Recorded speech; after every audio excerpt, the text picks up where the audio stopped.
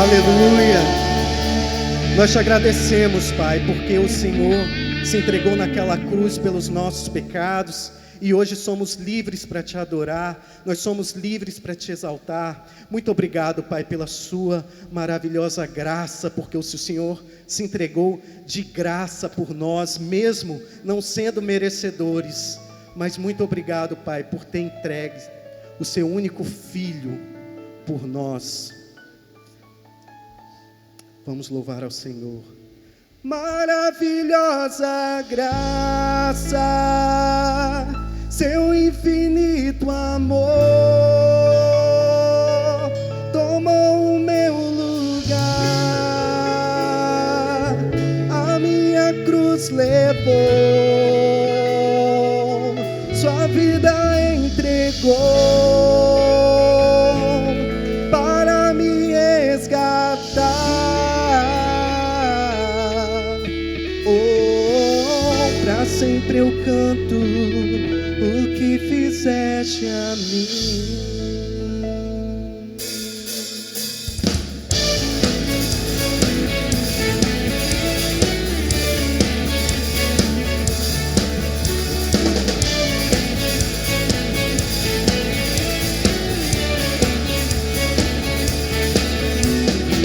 Quem derrotou a escuridão e me amou até o fim, o Rei da Glória, o Rei dos Reis, Jesus. Com sua voz sacode a terra, em sua presença não há palavras. O Rei da Glória, o Rei dos Reis, Jesus. Maravilhosa graça, seu infinito amor, tomou o meu lugar, a minha cruz levou, sua vida entregou para me resgatar. Oh, pra sempre eu canto o que fizeste a mim.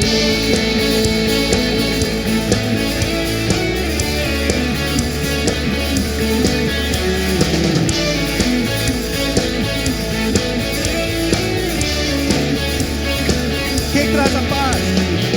Quem traz a paz para o meu caos e faz do órfão o filho seu, é o Rei da Glória, o Rei dos Reis, Jesus. Quem é o Rei? Quem é o Rei sobre as nações? Sua justiça é como o sol, é o Rei da Glória, o Rei dos Reis, Jesus. Maravilhosa graça, seu infinito amor, tomou o meu lugar, a minha cruz levou, sua vida entregou para me resgatar. Oh, pra sempre eu canto o que fizeste a mim. Declare ao digno. Digno é o Cordeiro de Deus, digno é o Cordeiro que a morte venceu, digno é o Cordeiro de Deus, digno é o Cordeiro que a morte venceu, digno é o Cordeiro de Deus, digno é o Cordeiro que a morte venceu, digno é o Cordeiro de Deus, digno é o Cordeiro digno, digno é o Cordeiro de Deus, digno é o Cordeiro que a morte venceu, digno é o Cordeiro de Deus, digno é o Cordeiro. Maravilhosa graça, seu infinito amor, tomou o meu lugar, a minha cruz levou, sua vida entregou para me resgatar.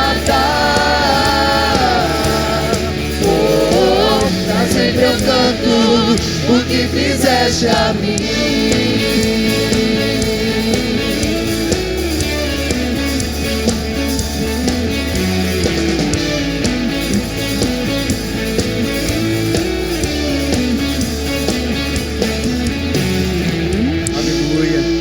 E o Senhor, Ele é exaltado sobre terra e céus. Exaltemos ao nosso Deus.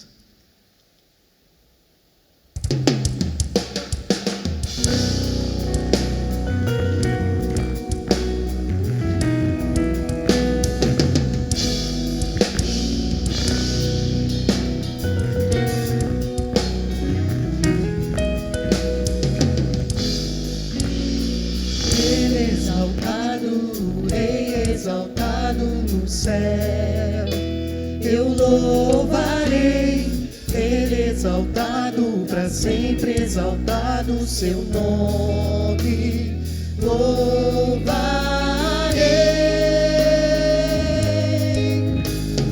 Ele é o Senhor, sua verdade vai sempre reinar.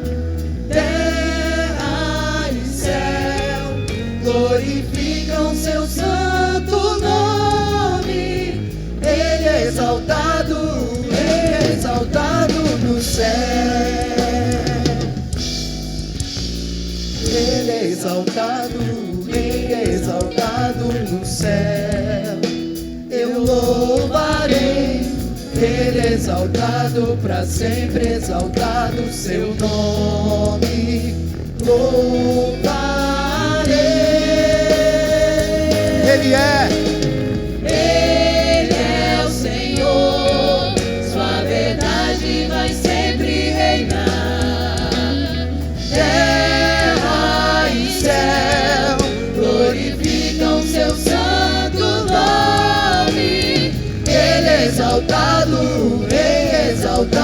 no céu. Ele é o Senhor. Ele é o Senhor, sua verdade vai sempre reinar.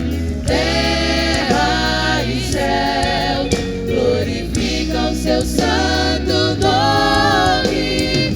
Ele é exaltado no céu.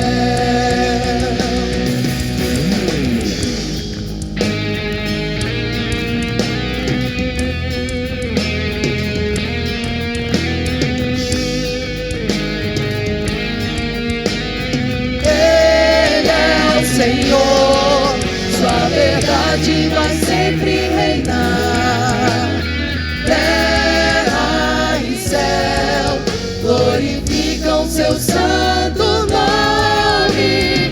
Ele é exaltado no céu. Ele é exaltado no céu.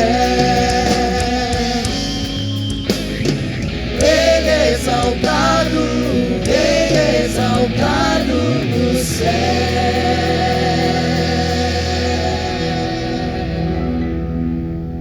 Amém. Vocês podem se assentar. Vamos conferir agora a exposição das Escrituras com o reverendo Hernandes Dias Lopes. O nosso convidado é um servo do nosso Deus, esposo, pai, sogro e avô. É um pastor presbiteriano, conferencista, autor e apresentador do programa Verdade e Vida na Rede Bandeirantes. É também conhecido pelo seu trabalho evangelístico com mais de 100 livros publicados. É pastor da Primeira Igreja Presbiteriana de Vitória, capital capixaba. Para refletir sobre o tema desse evento, Família, um projeto de Deus, chamamos então o reverendo Hernandes Dias Lopes. Tá muito bom, né? Que louvor abençoado. Louvado seja Deus pela vida dos irmãos, ministério da Primeira Igreja Presbiteriana de Campo Grande. Pois bem, o pastor Hernandes já está conosco. Quero chamar aqui o pastor Ronaldo, nosso presidente do presbitério centenário, que também está aqui com a sua família. Esse pastor amigo querido, que vai estar assim orando também pelo pastor Hernandes. Por favor, pastor Hernandes, nossa gratidão desde já pelo aceitar esse convite de pronto, meu querido, primo amado. Vamos orar ao nosso Deus, pastor Ronaldo. Pastor Ronaldo, acho que tem uma palavrinha para falar em nome do presbitério, fica à vontade.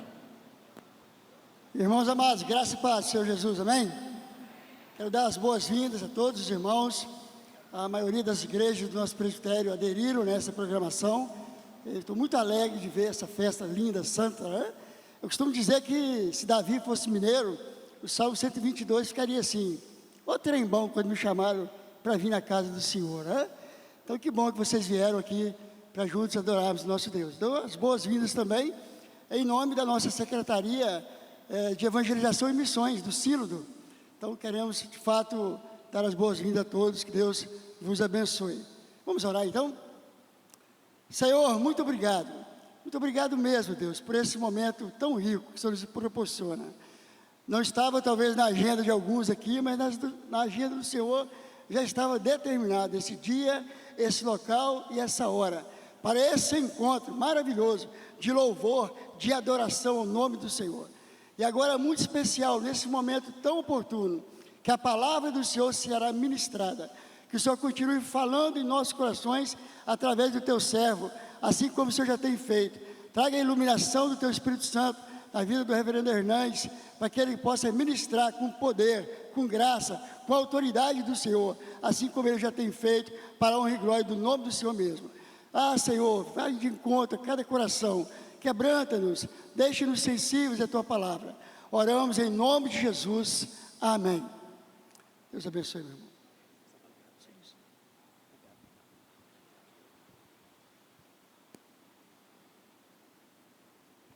Irmãos amados, é um privilégio poder partilhar com vocês, no final desta manhã, a palavra de Deus.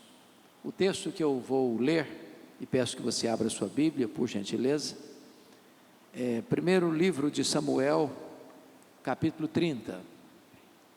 Primeiro livro de Samuel, capítulo 30.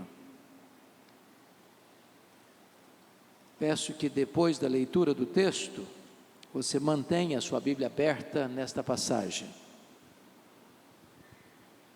Está escrito o seguinte: sucedeu, pois, que chegando Davi e os seus homens ao terceiro dia a Ziclague, já os amalequitas tinham dado com ímpeto contra o sul Ziclague, e a esta ferido e queimado.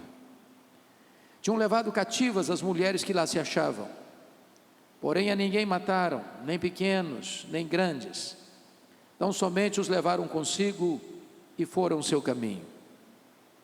Davi e os seus homens vieram à cidade, e ei-la queimada, e suas mulheres, seus filhos e suas filhas eram levados cativos.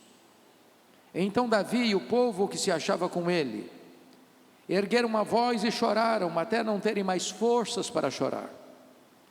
Também as duas mulheres de Davi foram levadas cativas, Ainoã, a jezreelita, e Abigail, a viúva de Nabal, o carmelita. Davi muito se angustiou, pois o povo falava de apedrejá-lo, porque todos estavam em amargura, cada um por causa de seus filhos e filhas. Porém, Davi se reanimou no Senhor seu Deus. Disse Davi a Abiatar, o sacerdote, filho de Aimeleque: traze-me aqui a estola sacerdotal. E Abiatar a trouxe a Davi. Então consultou Davi ao Senhor, dizendo: perseguirei eu o bando? Alcançá-lo-ei? Respondeu-lhe o Senhor: persegue-o, porque de fato o alcançarás e tudo libertarás. Partiu, pois, Davi, ele e os 600 homens que com ele se achavam, e chegaram ao ribeiro de Besor, onde os retardatários ficaram. Davi, porém, e 400 homens continuaram a perseguição, pois que 200 ficaram atrás, por não poderem, de cansados que estavam, passar o ribeiro de Besor. Verso 18: assim Davi salvou tudo quanto haviam tomado os amalequitas. Também salvou as suas duas mulheres. Não lhes faltou coisa alguma, nem pequena nem grande, nem os filhos, nem as filhas, nem o despojo, nada do que lhes haviam tomado. Tudo Davi tornou a trazer. Também tomou Davi todas as ovelhas e o gado, e o levaram diante de Davi e diziam: este é o despojo de Davi. Amém.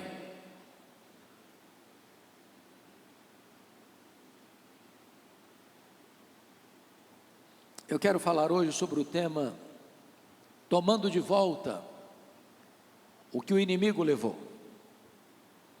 Esse texto descreve uma crise familiar, uma crise profunda, aguda.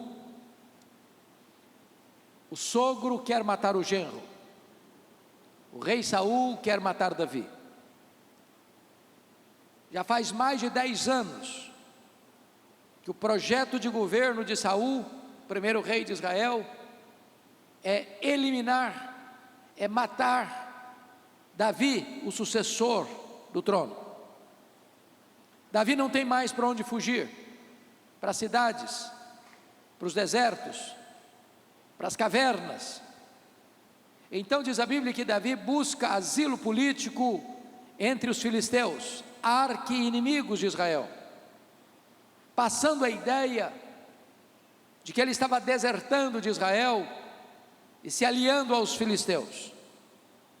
O rei Aquis o acolhe, e Davi pede para o rei Aquis nomear uma cidade para que ele, os 600 homens com suas respectivas famílias, pudessem se alojar.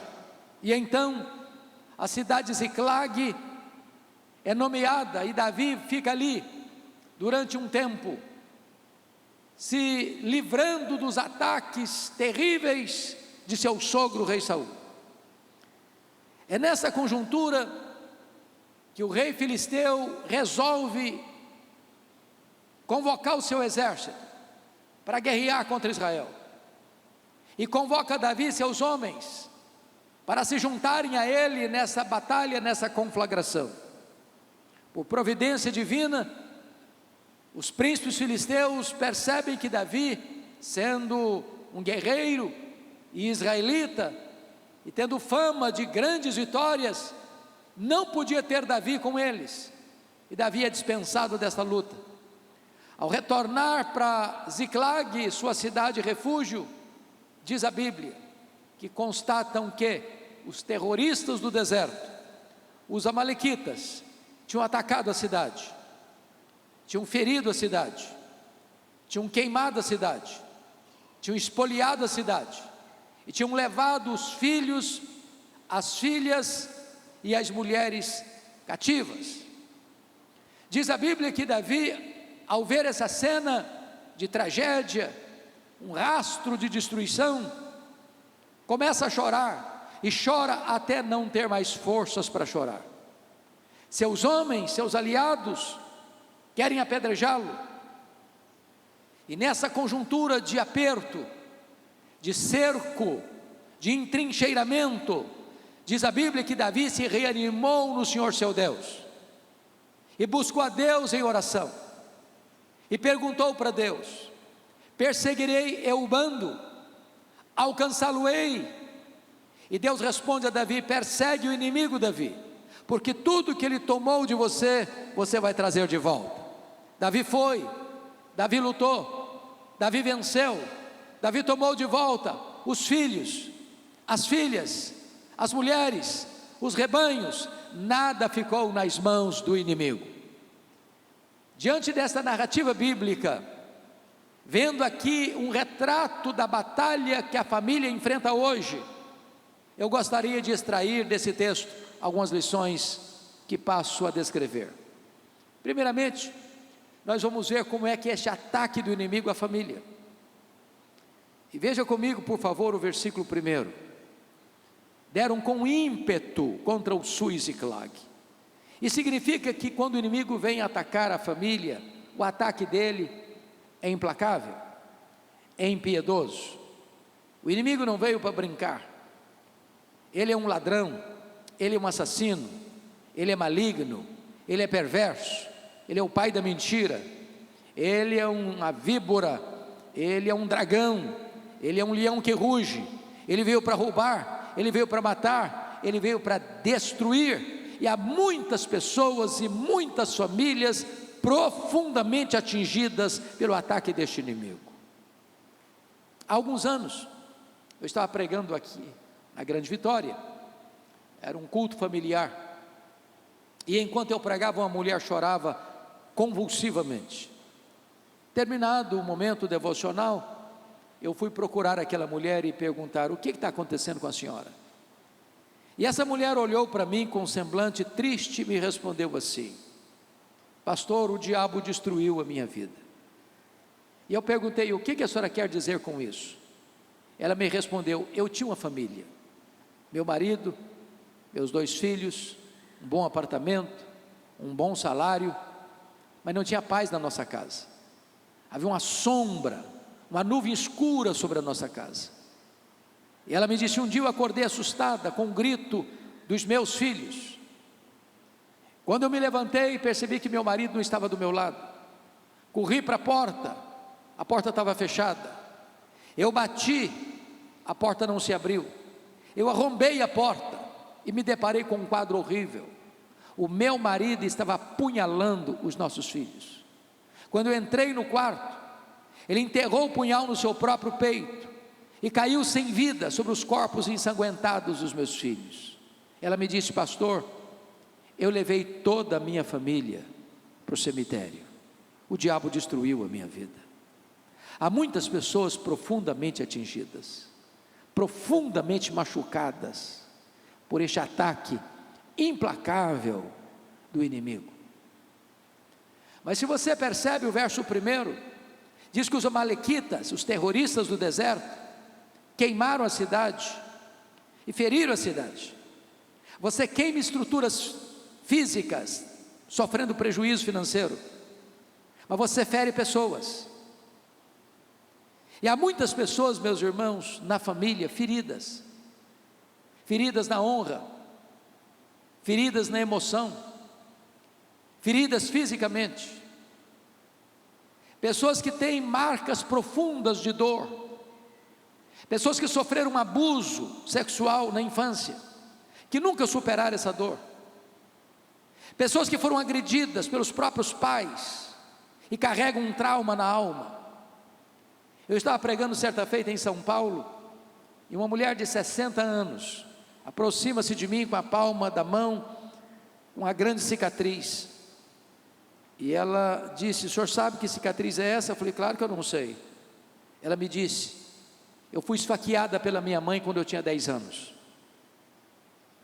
Ela me disse: eu odiei a minha mãe 50 anos, eu sepultei a minha mãe, e eu não perdoei a minha mãe. Eu tenho uma alma ferida. Há muitas pessoas feridas. Estava pregando um congresso de médicos na cidade de Patrocínio, em Minas Gerais, e uma enfermeira muito sorridente acolhia aqueles congressistas, e depois da minha primeira palestra, ela me procurou e disse assim: o senhor está vendo esse sorriso bonito que eu tenho? Eu respondi: é claro, é impossível não ver. Ela me disse: mas esse sorriso é uma mentira.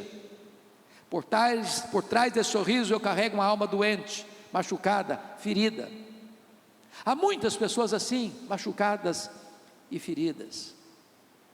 Certa feita, uma pessoa me disse assim: pastor, o senhor não conhece a minha mãe. Minha mãe já tem praticamente 80 anos. Eu sou o filho mais velho. Eu nunca vi a minha mãe sorrir. Ela tem uma tristeza crônica. Já levamos para todo tipo de médico que o senhor possa imaginar. Já fez todo tipo de exame que o senhor possa imaginar. Nunca ninguém diagnosticou a doença dela. O senhor podia orar por ela. E eu fui. Quando eu chego naquela casa, encontro uma senhora com um olhar distante, com um semblante abatido. E eu comecei então a conversar, e por providência divina, ela disse para sua família assim: eu quero ficar sozinha com o pastor. Quando eu fiquei sozinho com ela, ela me olhou nos olhos e me disse: pastor Hernandes, eu sofro há 60 anos. Eu disse: o que aconteceu? Ela me disse: eu traí meu noivo, ele nunca ficou sabendo. Estive casada com ele muitos anos, já sou viúva há vários anos, mas aquele pecado está tão vivo na minha memória, como se eu tivesse cometido esse pecado hoje de manhã. Eu não tenho paz. Eu vivo açoitada pelo chicote da culpa. Eu vivo num pelourinho. Eu vivo numa prisão existencial. Eu chorei com aquela mulher. e falei para ela da graça de Deus, falei para ela do sangue da cruz do Calvário, do perdão que Deus podia lhe dar. E naquele dia aquela mulher se rendeu a Cristo, sorriso brotou nos seus lábios. Eu tive o privilégio de discipulá-la, de recebê-la, de batizá-la, de acompanhá-la por quase 10 anos, liberta, curada, perdoada, restaurada, mas estivera há 60 anos ferida pelo inimigo. Há muitas pessoas que estão entre nós, que cantam, que celebram, que conversam, mas quando põem a cabeça no travesseiro, há uma dor, há uma marca, há uma ferida que ainda está sangrando, por causa do ataque deste inimigo. Observem comigo ainda no versículo 3, que quando o inimigo vem, o principal alvo dele é a família, porque se você ataca a família, você desarticula a igreja. Se você ataca a família, você enfraquece a sociedade. Qualquer projeto de governo, qualquer projeto humano que tente enfraquecer a família, que destrua as colunas de sustentação da família, isso é um projeto suicida, porque a família é a base da sociedade, a família é a base da igreja, e o ataque principal do inimigo é atingir a família. Eu pergunto a vocês, que marido pode estar bem, sabendo que a sua mulher está nas mãos do inimigo? Que mulher pode estar bem, sabendo que o seu marido está nas mãos do inimigo? Que pai, que mãe pode estar bem, sabendo que seus filhos estão nas mãos do inimigo? Há muitos que ainda estão nas mãos do inimigo, precisando de libertação. Um dia um homem me procurou, ele era um líder, e disse: olha pastor, eu estou comunicando ao senhor que eu estou indo embora, estou deixando a minha mulher, deixando as minhas 2 filhas, eu conheci uma outra mulher, e quero viver essa aventura com ela. Não adiantou falar nada, usei todos os meus argumentos, fiz todo tipo de apelo. Este homem saiu de casa, deixou a mulher, deixou as filhas, deixou a igreja, se envolveu com uma pessoa fortemente ligada à feitiçaria. Às vezes eu ia visitá-lo e eu via despachos na sua sala aos demônios, e eu exortava e não adiantava nada. Chegou a ir a cemitérios à meia-noite fazer despacho aos demônios. Nada que eu falasse para ele encontrava guarida no seu coração. Então eu contei para aquele homem uma experiência que vivi na África do Sul, entre a tribo Zulu. Lá eles têm uma prática muito curiosa. Quando um rapaz começa a namorar com uma moça, o rapaz dá um lenço branco para essa moça.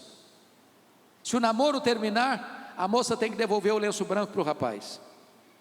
Se a moça não devolver o lenço branco para o rapaz, ela está dizendo que quer pertencer a ele, ser possuída por ele. E nós estávamos lá na África, quando uma moça foi abusada pelo ex-namorado. Os pais levaram o caso às autoridades, e a primeira pergunta que fizeram foi esta: você devolveu o lenço branco para o rapaz? Ela disse não. E ele disse: então não podemos fazer nada, essa é a nossa cultura, você teria que devolver o lenço branco. Então eu disse para aquele homem: você precisa devolver o lenço branco. Passaram-se 3 semanas, o telefone do meu gabinete tocou, era ele, e disse: pastor, corre aqui em casa, eu preciso devolver o lenço branco. Corri para lá, pasmem vocês, ele se assentou na minha frente. De repente esse homem começa a tremer dos pés à cabeça, ele começa a suar a ponto da sua roupa ficar encharcada. E eu perguntei: você está pronto a devolver o lenço branco? Ele disse: pastor, eu preciso. Então eu disse: agora você vai pegar uma caixa, tudo que tiver de feitiçaria dentro da sua casa, você vai botar dentro dessa caixa. E aí começou a trazer velas, correntes, patuás, aventais, roupas, encheu aquela caixa de toda aquela quinquilharia. Eu disse: agora nós vamos para o quintal, você vai me dar 1 litro de álcool, eu vou jogar álcool em todas essas coisas aqui, nós vamos botar fogo nesses objetos, como aconteceu lá na cidade de Éfeso, onde as pessoas romperam com as práticas da feitiçaria, queimando os livros de magia em praça pública. E eu peguei 1 litro de álcool, ensopei tudo aquilo. Ele pegou o palito de fósforo, riscou e não pegou fogo. E riscou o segundo palito de fósforo, não pegou fogo. E esse homem deu uma gargalhada cavernosa e disse: não vai pegar fogo. E eu disse: vai pegar fogo em nome de Jesus, porque agora quem vai riscar o palito de fósforo sou eu. Quando eu risquei o palito de fósforo, o fogo pulou naquela caixa, e aquele homem deu um grito desesperador e caiu desacordado aos meus pés. Eu clamei pelo nome de Jesus, e o Senhor o trouxe à consciência, com o coração quebrantado, arrependido, transformado pela graça de Deus. Mas aquele homem estava prisioneiro nas mãos do inimigo. O Senhor está aqui hoje para libertar o cativo. O Senhor está aqui hoje para quebrar algemas. O Senhor está aqui hoje para fazer uma transformação daqueles que estão acorrentados, para quebrar os nós da impiedade na sua vida, na sua família. Mas notem vocês que o inimigo tem outra estratégia. Vejam vocês no versículo 6, os aliados de Davi estão querendo apedrejar Davi. Isso é um artimanho do inimigo. Ele faz o estrago, depois joga uns contra os outros. Marido acusa a mulher acusa o marido, os pais acusam os filhos acusam os pais, e de repente a família vira um pé de guerra. Eu vou declarar algo aqui hoje. Se você esquecer tudo que eu falar, mas guardar essa frase, me dou por satisfeito nesta manhã. E a frase é esta: quando você transforma um aliado em inimigo, você transforma o inimigo em aliado. Seu problema não é seu marido, seu problema não é sua mulher, seu problema não são seus filhos, seu problema não são seus pais, seu problema não é sua sogra, seu problema não são seus cunhados, seu problema é espiritual. A nossa luta não é contra as carnes e sangue, mas contra principados e potestades. Não podemos entrar nessa peleja, irmãos, com armas carnais. Precisamos de armas poderosas em Deus para destruir fortalezas e anular sofismas. Mas me permita mais uma análise do ataque do inimigo. Versículo 16, nós não chegamos a ler, podemos olhar agora. Diz que os amalequitas que atacaram Ziclag, que saquearam Ziclag, que levaram cativos os filhos, as filhas, as mulheres, estão acampados, festejando por aquela acachapante derrota que impuseram a Davi e aos seus homens e às suas famílias, celebrando esta vitória.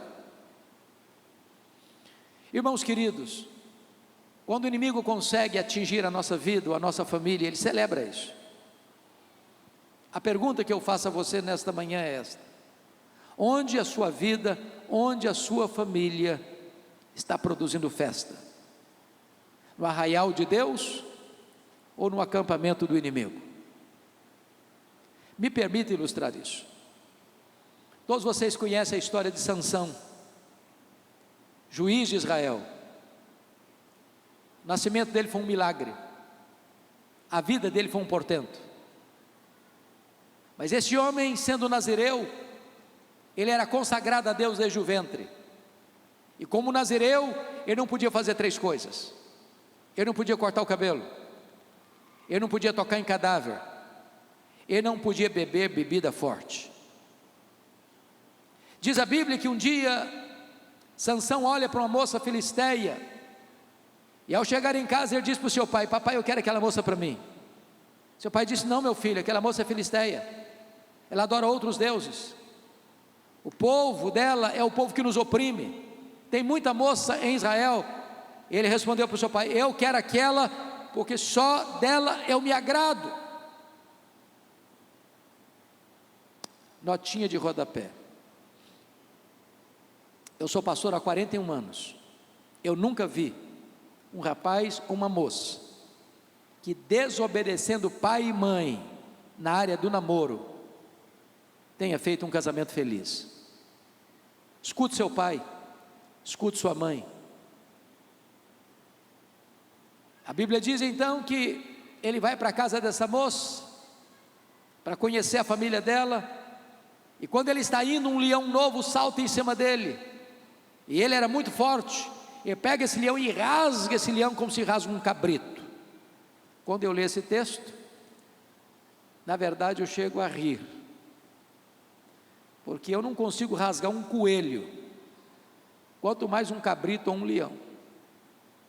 Porém, no dia da festa do casamento, quando caminhava com seus pais para a casa da moça, ele se lembrou da cena, passou por lá, e tinha na caveira desse leão morto um enxame de abelhas. Ele enfia a mão lá dentro e pega um favo de mel e começa a chupar o mel, e ainda dá para os seus pais. Ali ele quebrou o primeiro voto de nazireado dele, e não podia tocar em cadáver. Ele procurou doçura no que está podre, procurou prazer naquilo que era proibido. Diz a Bíblia que quando ele chega, ele deu uma festa de arromba, porque não quis ser diferente dos moços da sua época. E significa que ele deu uma festa regada a vinho, a bebida alcoólica. Ele não teve peito para dizer: eu sou nazireu, a minha festa é diferente, eu sou consagrado a Deus, eu não posso copiar a cultura que me cerca. E ali ele quebrou o segundo voto de nazireado dele. Volto a pedir uma notinha de rodapé. Eu tenho rodado pelo Brasil afora, irmãos, e eu tenho escutado de centenas de pastores algo que está acontecendo com a igreja evangélica brasileira, acontecendo entre nós. As nossas festas de casamento, via de regra, têm se transformado numa vergonha. Uma vergonha. Você termina uma cerimônia religiosa no templo, com músicas de adoração a Deus, e você vai para um cerimonial, e lá o pau quebra. O pau quebra. A música que rola lá não tem nada a ver com Deus mais. A altura da música é insuportável. Ninguém consegue conversar. Bebida alcoólica, se serve todas. As luzes se acendem como uma boate, e o povo de Deus bêbado cai na pista de dança, e volta para casa à madrugada com as pernas trôpegas. Ou a igreja tem coragem de dizer: não, eu sou nazireu, eu sou consagrado a Deus, eu sou servo de Deus, a minha festa é diferente. Tem gente que: não, pastor, mas eu estou convidando gente muito importante, se não tiver uma bebida alcoólica lá, vai ficar muito sem graça. Meu irmão, você pode fazer uma festa maravilhosa sem ser regada a bebida alcoólica. Aliás, quem dá a festa é você, quem paga a festa é você, e os seus convidados vão receber o que você der. Faça com excelência, faça para a glória de Deus, honra o Senhor. Mas Sansão já tinha quebrado 2 votos de nazireado, e agora ele propõe uma brincadeira de mau gosto, e tem que sair do casamento para matar 30 filisteus. Não tem graça nisso. Quando ele volta da matança, o sogro dele tinha dado a mulher dele para outro homem. Ele fica irritado e incendeia a campina dos filisteus. Seu povo prende para entregá-lo aos filisteus, ele arrebenta as cordas e mata 1000 filisteus com a queixada de jumento. Ele foge para Gaza, e lá em Gaza, ele, que era um homem cheio do Espírito Santo, se deita com a prostituta. Ele sai de Gaza com os portões da cidade nas costas e com o pecado da cidade no coração. Ele sai dali, vai deitar no colo de Dalila, vai continuar brincando com coisas perigosas, até que descobre o segredo dele, corta o cabelo dele, e o Espírito de Deus se afasta dele, e ele fica fraco. Sansão, sol, luz, fica cego. Sansão, libertador, é tornado cativo. Sansão, o homem que foi levantado para dar glória a Deus, é levado para o templo de Dagon, um deus pagão, e ali o nome de Deus é zombado, e Sansão se torna motivo de chacota, porque um homem de Deus não levou Deus a sério. Ele produziu festa no arraial do inimigo e não no acampamento de Deus. Mas amados, se eu terminasse aqui, a minha palavra seria muito negativa, deixaria você quase desesperado. O segundo ponto dessa mensagem é o que fazer quando constatamos que o inimigo está atingindo a nossa família. Vamos aprender com Davi. Em primeiro lugar, versículo 4, confira comigo. Quando Davi viu essa cena, diz o texto, que ele chorou até não ter mais forças para chorar. Via de regra, a família hoje está chorando diante dos melodramas do Netflix. Qual foi a última vez que você chorou pelo seu casamento, pela sua família, pelos seus filhos? Diz a Bíblia que Davi chorou até não ter mais forças para chorar. Chorou em público para todo mundo ver. Quem chora está dizendo que alguma coisa está errada. Quem chora está dizendo que não se pode conformar com o caos. Eu não sei quantos de vocês já ouviram falar no pastor Tim Cymbala. É um pastor batista do Brooklyn, lá em Nova York. Uma igreja vibrante, ministério de música conhecido não só na América, mas no mundo todo. Um dia o pastor Tim Cymbala chegou em casa e a sua menina primogênita, adolescente, disse assim para ele: papai, eu não quero saber mais da igreja, eu não quero saber mais de Deus, eu quero curtir a vida. O pai pediu, insistiu, chorou, nada adiantou. Aquela menina botou a mochila nas costas e saiu de casa. Pastor Tim Cymbala pensou em abandonar o ministério e disse: eu não tenho estrutura emocional para continuar o meu ministério. Um dia um colega dele ligou para ele da Flórida e disse: pastor Tim Cymbala, esquece essa menina, ela não está nem aí com você, toca a sua vida, toca o seu ministério. Mas eu pergunto: que pai esquece uma filha? Que mãe esquece um filho? O pastor estava numa das vigílias de oração da igreja, à madrugada, quando uma irmã da igreja se levantou e disse assim: pastor Tim Cymbala, a nossa igreja nunca chorou pela sua filha, a nossa igreja nunca levantou um clamor pela sua filha. E naquela madrugada, os crentes deram as mãos, fizeram um grande cordão ao redor dos bancos, e aquele templo se transformou numa sala de parto, de gemidos, de lágrimas, de soluços. Quando o pastor Tim Cymbala retornou de madrugada para casa, ele disse assim para sua esposa: querida, eu não tenho dúvidas de que Deus libertou a nossa filha nessa madrugada. 3 dias depois, bem de manhã, a campainha toca, a mãe vai à porta para atender, era sua filha, em prantos. E ela entrou, porta dentro, foi ao quarto onde estava seu pai, se agarrou nas pernas do pai e disse: papai, me conte o que aconteceu há 3 dias de madrugada. Eu estava em casa, parece que escamas caíram dos meus olhos, a dureza do meu coração foi quebrada. Eu quero dizer para o senhor que eu estou de volta para Deus, eu estou de volta para minha família, eu estou de volta para minha igreja. Jesus me libertou, Jesus me alcançou, Jesus me salvou. Eu quero dizer para você, pai, para você, mãe, nós não geramos filhos para a morte, nós não geramos filhos para o cativeiro, nós não geramos filhos para povoar o inferno. Os nossos filhos são herança de Deus, são propriedade de Deus. Nunca desista dos seus filhos em nome de Jesus. Mas a segunda coisa que Davi fez, confira comigo, está aí no versículo de número 6, diz o texto que Davi se reanimou no Senhor seu Deus. Meus irmãos, Davi não se reanima porque ele é forte, Davi não se reanima porque tem muita gente do seu lado, Davi não se reanima porque o inimigo é fraco, Davi não se reanima porque tem uma estratégia. Davi se reanima no Senhor seu Deus. Sabe o que significa isso?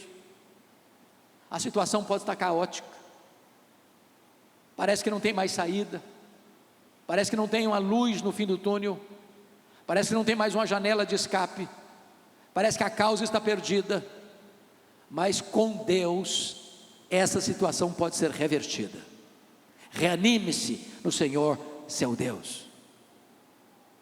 Há pouco tempo uma mulher me procurou e disse assim para mim: pastor Hernandes, eu estou me divorciando.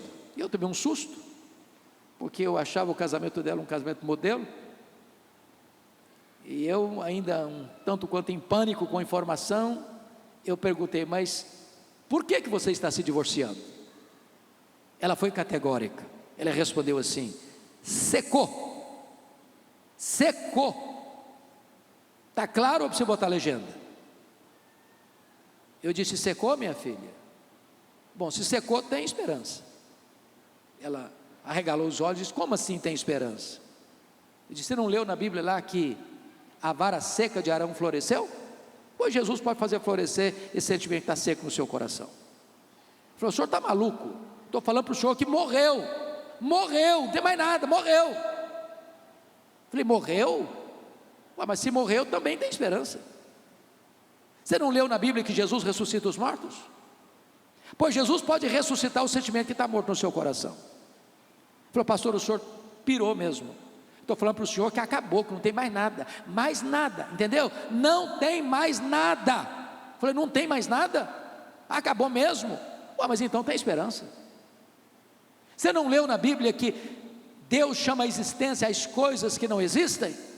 Pois Deus pode chamar a existência o que não tem mais aí no seu coração. Você não vai divorciar não, você vai orar comigo 2 semanas, e depois você volta aqui e nós vamos conversar. Depois de 2 semanas ela voltou e disse: pastor, acabou a vontade de divorciar, Jesus mudou meu coração e eu vou investir no meu casamento. Reanime-se no Senhor seu Deus. A terceira coisa que Davi fez, meus irmãos, está aí nos versículos 7 e 8, é que se reanimou, não com bravatas, mas se reanimou para buscar a Deus em oração. Há determinados nós na nossa família, meus irmãos, que não se resolve com discussão, nem alterando a voz, nem buscando ajuda aqui, ali ou acolá. Há determinadas vitórias na nossa família que nós só vamos conseguir com os joelhos dobrados em oração. O que me impressiona é que essa é uma das mais curtas orações da Bíblia. 2 perguntas apenas. Perseguirei eu o bando, alcançá-lo-ei, se fosse hoje, em nome de Jesus, amém. Mas o que esta breve oração quer dizer? O que Davi está perguntando para Deus é o seguinte: Deus, eu vou aceitar passivamente a decretação da derrota ou eu vou reagir? O inimigo está ganhando de goleada, eu vou aceitar o resultado ou eu vou reagir? E Deus respondeu para Davi: persegue o inimigo, Davi, porque tudo que ele tomou de você, você vai trazer de volta. Eu quero dizer para você que Deus responde a oração.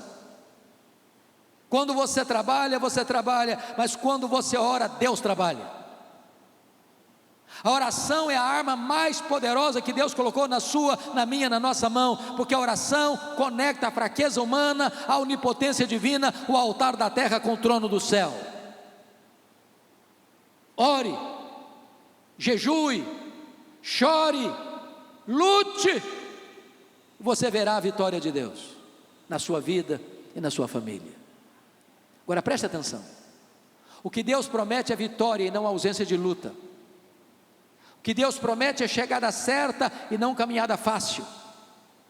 Porque diz o texto que dos 600 homens, 200 ficaram para trás de cansados que estavam. Mas se você tem a promessa, você não recua. Se você tem a promessa, você não desiste. Se você tem a promessa, você não abre mão da vitória. Se você tem a promessa, você não deixa nada nas mãos do inimigo.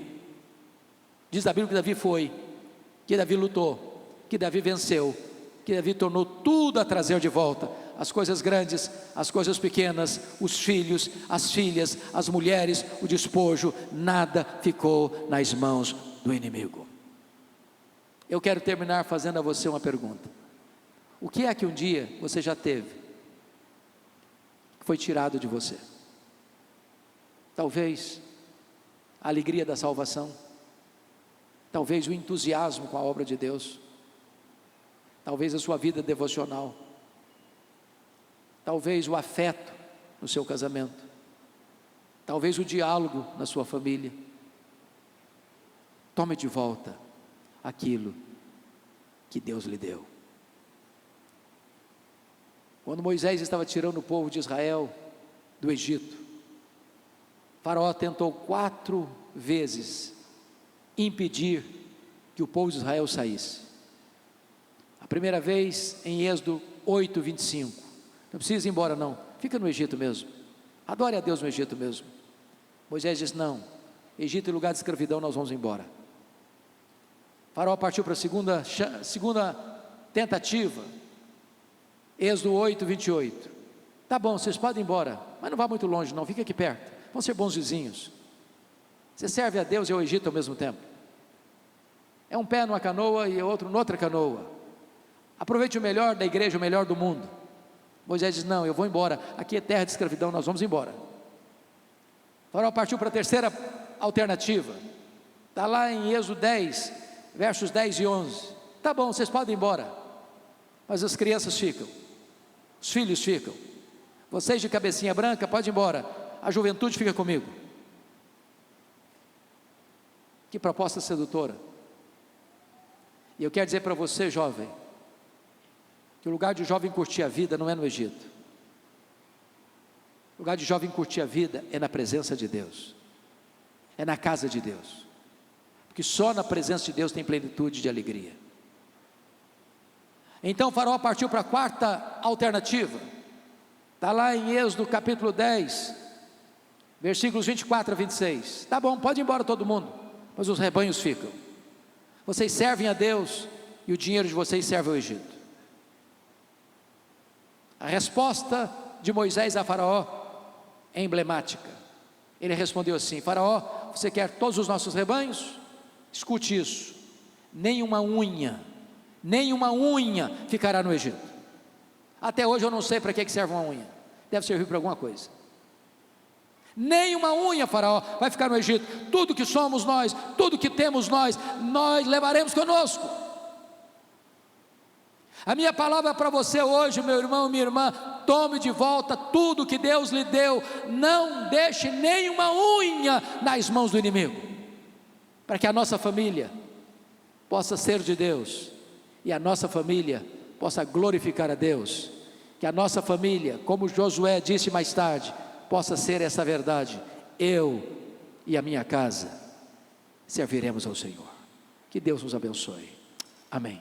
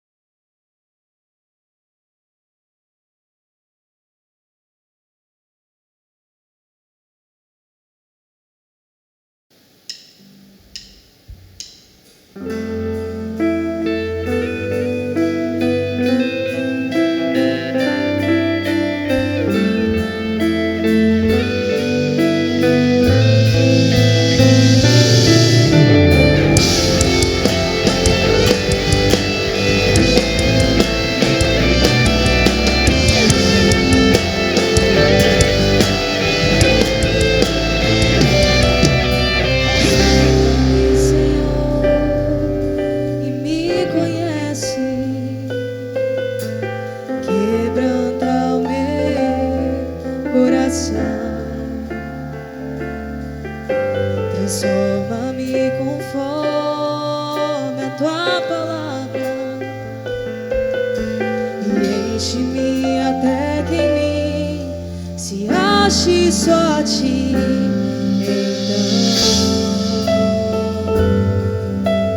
Então usa-me, Senhor, usa-me como um farol que brilha à noite, como ponte sobre as águas, como abrigo no deserto, como flecha que acerta o alvo. Eu quero ser usado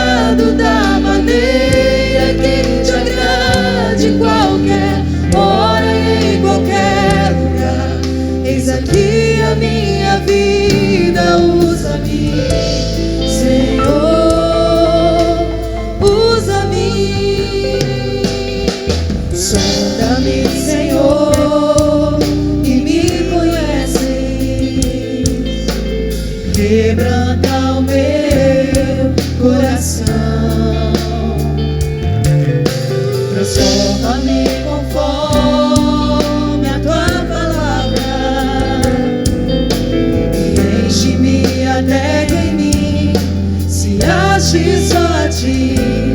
Então usa-me, Senhor,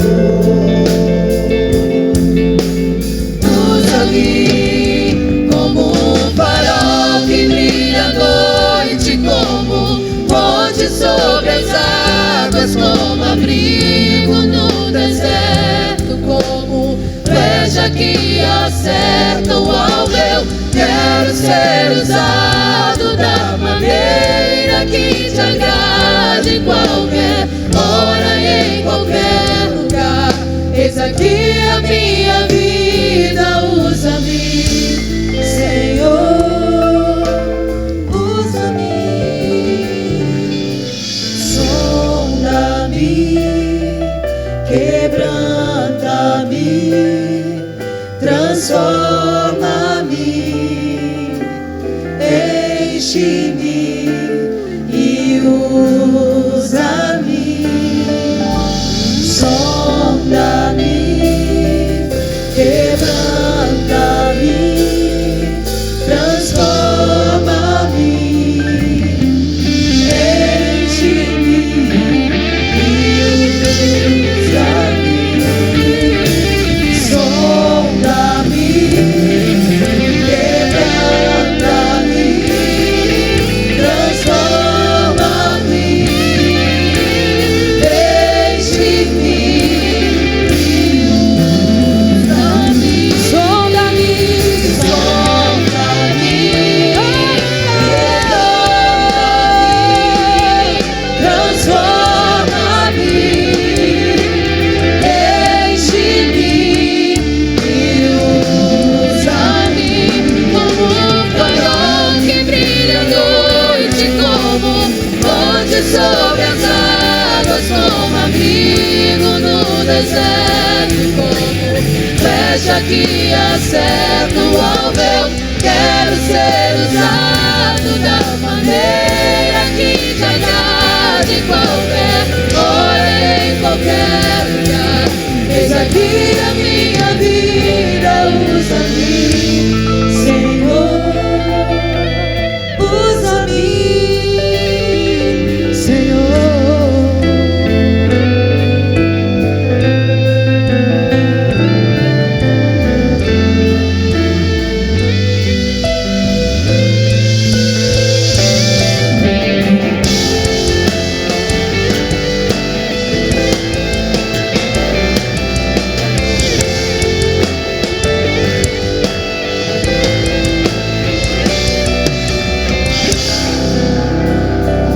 Eu convido você a se levantar para a gente poder estar cantando essa última canção, louvando ao nosso Deus.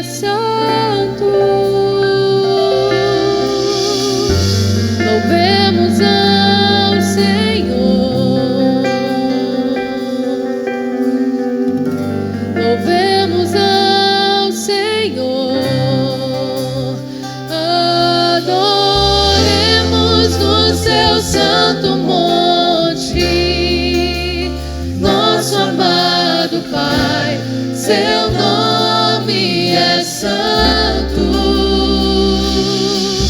Louvamos ao Senhor, pois seu nome é santo.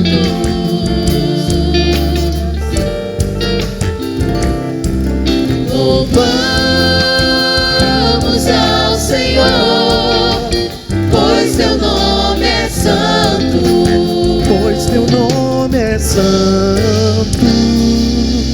Magnifiquemos ao Senhor, ao Rei que é digno de louvor. Excelso, supremo, muito digno de louvor. Excelso, supremo, muito digno de louvor. Louvamos ao Senhor, pois teu nome é santo. Pois teu nome é santo. Louvamos ao Senhor, pois teu nome é santo. Pois teu nome é santo. Hosana, Hosana, Hosana, Hosana ao nosso Rei. Hosana, Hosana, Hosana, Hosana ao nosso Rei. Isso é nossa vida, o motivo do louvor em nosso novo coração. Pois morreu a nossa morte para vivermos sua vida, nos trouxe grande salvação.